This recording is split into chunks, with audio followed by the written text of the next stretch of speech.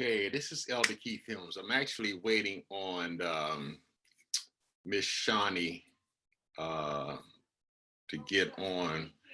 And just give me a second, you guys. This is a live training right here. It's just to kind of give you guys a little inspiration. But to give you a little backdrop of this call, this is Miss Brownlee from Indianapolis, Indiana, who came on board with me during the training. And her organization is awesome. So she's dealing with veterans, but I kind of showed her the importance of doing outreach, which she was, oh, here she is. She's coming on now. All right. Hey. Hello, can you hear me? Yeah, I can hear you now. Okay. All right. So give me a little bit about what you're doing, man. I just had to give this like a shout out to you, man. You're awesome. Tell us a little bit about, first of all, let me set this up right. All right. I'm a little excited. Because when you called me that night, Lord have mercy, I got up doing praise dancing. My knees can't even take it no more. But I was getting it, girl. But anyway, I'm excited about what's happening for you. But you called me, you got in touch with me about 6 months ago? Yep. And you wanted to do the Halfway House thing. You already had your nonprofit and started doing some things. And I kind of talked to you about outreach and stuff like that and the importance of branding and marketing. And before you know it, man, you done landed with, oh my God, such an awesome opportunity. So tell the people about it. Tell them about it. So in the beginning, I met with you via Zoom, and I was trying to see how do you do transitional housing, because I was interested in it for the veterans since I'm in the military, and so I was trying to see how I can help. And so you let me know that you were an expert in it. I soon found out that you were an expert in it, true to your word, and it just it was one thing after another. You told me that grants don't come, grants don't come fall in your lap. You have to do the work. You have to be diligent in doing the work. And I asked you some examples on how to do the work and to be diligent. You were suggesting just different outreach, community outreach events, since we're a 501c3. So we went and we started our community outreach, we started feeding the homeless downtown. And that turned into something that was just very fun. I found my purpose in it, and I continued to feed the homeless every single Saturday downtown. Well, from there, we didn't know people were watching things that we were doing. We didn't know that they were taking note on it. And so soon after that, I went to go look at some properties. And there was a property owner over there, and he looked very stretched out, and I didn't know what was going on. Well, what happened was he asked me about myself. There was a perfect opportunity to tell him who I was and what we represented and what we did. And so he was like, well, can I have your card? And so I was able to give him a card. Right after that, I didn't know that he went to court. He ended up going to court. He gave the judge my information. He had a card. And then it was a prosecutor there from my state who he gave the card to. And I'm just like, okay, I knew nothing about it. No one called me about it. So then after it happened, about 2 weeks later, he called me and he's like, hey, can you come to court with me? And I'm thinking like, what's going on? Are you in trouble? And he's like, no, they're trying to take my properties. They're putting taxes on it that shouldn't be there. I'm up to code. I didn't know what none of this stuff meant. So I agreed to go with him to court. And I go to court and we did not have to say one word. The judge is like, is that her? Is that her? And I'm like, yes, I'm beautiful, baby beginnings, whatever. And she's like, I've read so much about you. I went on your website, and I'm like, she's like, do you house veterans? And I'm like, I do. And she was like, we want to talk to you after court. And I'm like, okay. And so she said, well, sir, did you figure out what you want to do? And he was like, well, me and my wife prayed about it last night, and we actually don't want to sell the properties to the organization. We want to actually sign over the deed straight to them for the two properties. And we agreed he was like, we agreed to fix the properties up before we sign them over. And after we sign them over, there's yours, he said, because he's a disabled veteran. He wants to see his brothers and sisters in housing. And he was like, we want to give this to you. Well, that in itself prompted somebody else, because I went outside of court. There was this lady sitting there, and she's Wait like, a minute. hey, Wait a minute. What you call it? Ear hustling? yes. Okay. It was this lady sitting there ear hustling, and she said to herself, she was like, I'm sorry I was ear hustling, but she was like, I need one of your cards. And I said, I don't have another card. I said, I can give you my number. Well, she took my number, and what happened after that? And she's like, I was like, well, you know, what did you need my number for? And she said, well, I have a 3-bedroom and it's just sitting. And I'm like, okay. She was like, I'll just talk to you later after court. And I'm like, okay. And so I'm leaving out the outside of the courtroom, and this lawyer walks up, and this lawyer, she's like, what she say? She was like, well, you know, I'm a lawyer. She said, but I'm also a real estate agent. And I'm like, okay. And she was like, we have this small apartment complex. And she said, we've already checked your information. We checked all of your, with the EIN number, with the tax ID number. And I'm like, okay. And I'm looking like, what's that supposed to mean? And she was like, we have a small apartment complex that we would like to give you, and all we need is a tax credit. And I'm like, well, what's that mean? She said, we're donating the whole apartment complex to you for veteran housing. And what you And did? I'm looking like, I wanted to start shouting right there in the courtroom, but I didn't want the cops to arrest me. So I just like stayed calm and try to walk really fast to my car, because I was just so overwhelmed. Yeah. And so we went to the places. We went to go see the places. He allowed me to see the inside of the places. I was amazed, just amazed. And so after that, about 4 o'clock that evening, the lady called me. She asked me to meet her at her property. I met her at her property. She said, we were walking out, and she was like, okay, you know, I'll think about it. I'll give you some time. I'll think about it. I said, okay, you know, I'm going to the car. And then I turned around and looked at the house, and I was just like, this is just a beautiful house, you know. And I looked directly across the street, and directly across the street was the house that I grew up in. It was just an amazing moment. It was like the spirit, like I was just drenched. It felt like the spirit was just drenched me in the spirit. Seriously. And I turned around, and here she is. She had the key off the ring, one single key off the ring. And she said, here, she said, I love your vision. I love what you're trying to do with the veterans, and I want to donate this property to you. And it's a 3-bedroom house. And she said, take it and do what you want to do with it. She said, because I understand what your vision is with trying to empower people, and I want to be a part of your vision. And so that quickly, I was just overwhelmed with all this. And now there's no words. There's no words. Nobody couldn't have set me up for this. And it was all because I can say it was because I stepped out on faith and did what you asked me to do, as far as doing the work, doing the footwork, being diligent, and then turned around. All this, you know, God released it all to us, and it was all from getting my face out there, not going to go ask somebody, hey, I'm a 501c3, give me some money. It's, hey, you know, we seen a need, we met a need.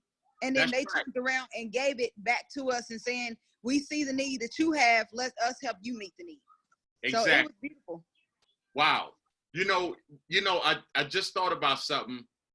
I remember when we first talked about getting property, and I remember you asking me, should I go look? And the first thing I said, yes, just practice going out there looking, because you don't know.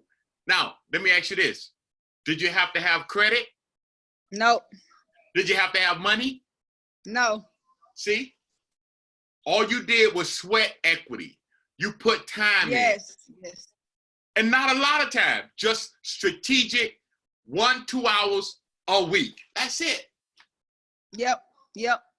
That's it. You're absolutely now, tell right. us about the television station the other night. So after that, the news popped up one day. We've been out there serving every single Saturday diligently. We have a youth program now. They help us alongside us, and they pass out food. Sometimes it's hot food, sometimes it's sack lunches, but we make sure that people eat. Well, someone else seen that we were doing. He alerted the news station. The news station popped up on us with the cameras and interviewed myself, and then did a whole screening of everybody around there, which was amazing.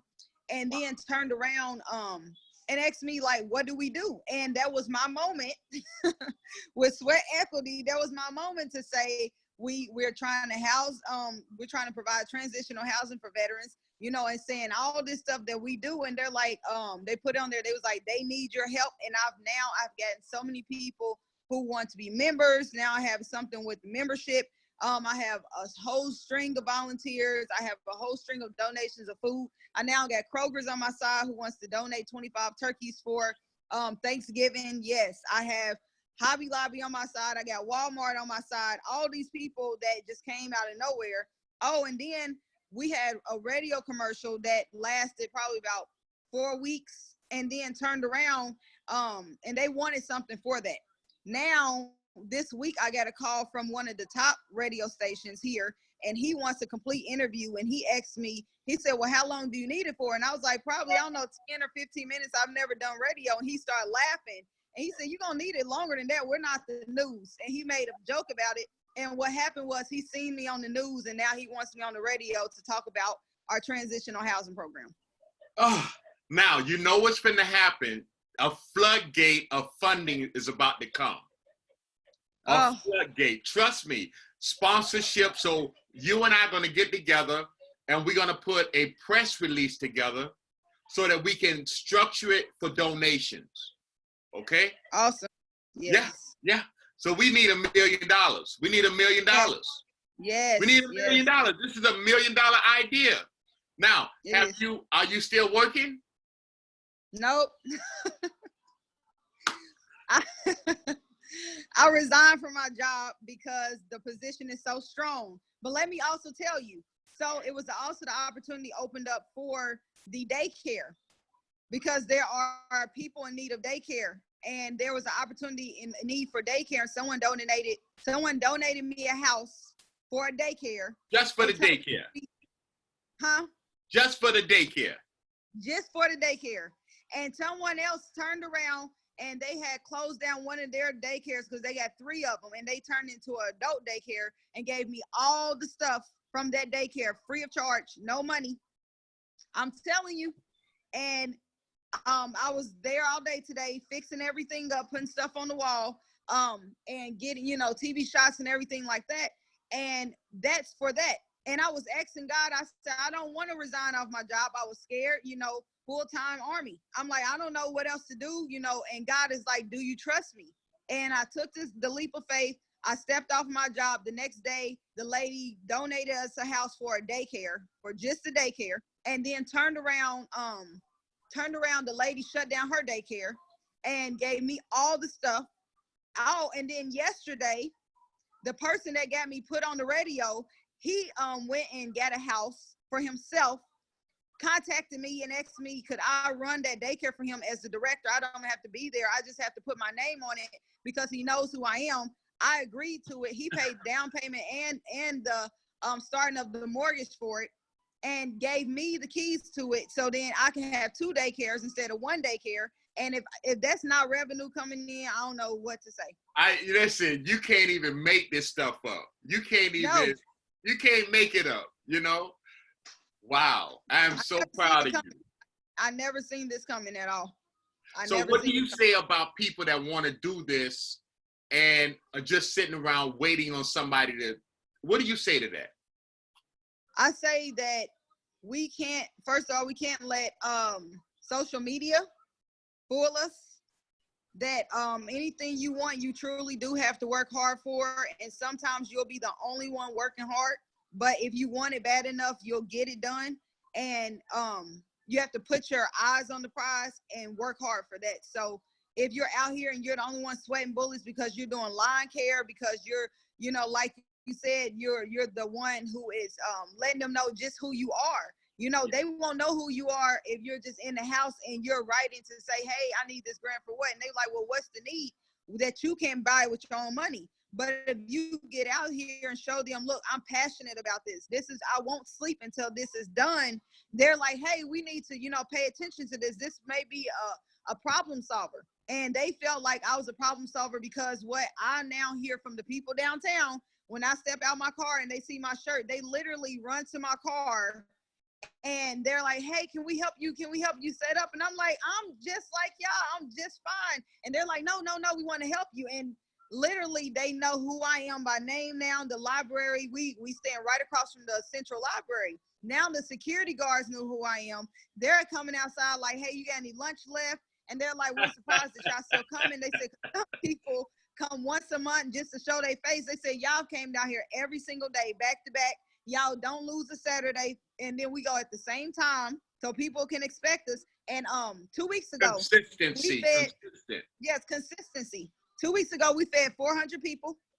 And every other time we feed 200 people, and it's only by the grace of God. Oh my God. So, Awesome. Listen, I am so proud of you. Don't give up. Do not give up to hope. So the houses, that's all I'm saying. Don't give up. So the houses for the transitional housing, how many beds do you think you'll be able to come up with what they've already donated to you? With what they already donated to me, I have about 14. Yep. Oh my God. All right. So our next session will be about accessing funding as far as vouchers for all of your veterans. Okay. So I got some great information for you on that.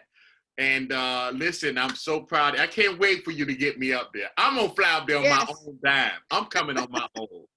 Okay, I am coming. But listen, it's been so awesome, man. This journey with you has just been tremendous. And I do it at your own pace. You know, you started with me. I gave you that information, and you just took off. Like you ran. And I still remember calls from you. Like one call you called me, you was like, I'm like frustrated because some of my team members, they're not moving. Like, and remember I told you, I said, God didn't give them the vision. He gave it to you. Yes. You know? Yes. So, and you remember you said, thank you. You encouraged me, you know, and you kept it going. Now, look, you got volunteers coming out of the woodwork. Yeah. Yep.